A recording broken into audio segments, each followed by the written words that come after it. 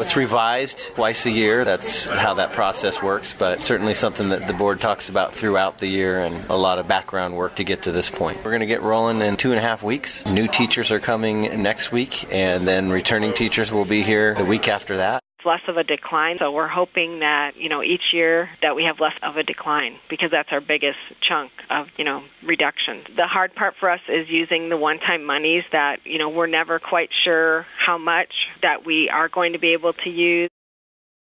Over the last several years, there's been a proliferation of recovery homes for both drugs and alcohol and other addictions, and it's a fairly unregulated industry.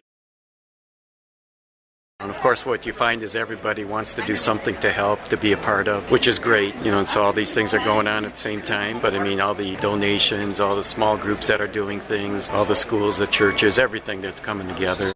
We know what community means. And when something is in need, communities, plural, all of them gather together and we take care of that need. That's what we're experiencing.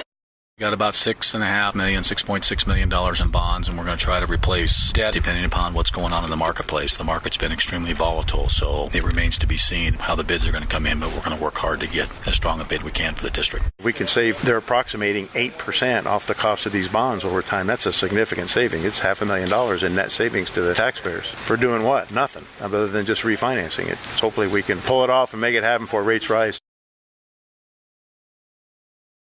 Development services role was to be there to offer a conduit to people who have questions. So we have housed the Emergency Services Center every day that it's been open. We've had staff down there to answer questions, and I'm happy to say just took in our first permit to rebuild a home in Yarnell. I can't remember, even with the Gladiator fire, we had people saying, I don't care if it burns the house down, I'm staying here. We had that at the Indian fire, we had at the Dosey fire, and some people said that in the Yarnell fire, but I guess at the last second they decided to leave, so we're very fortunate.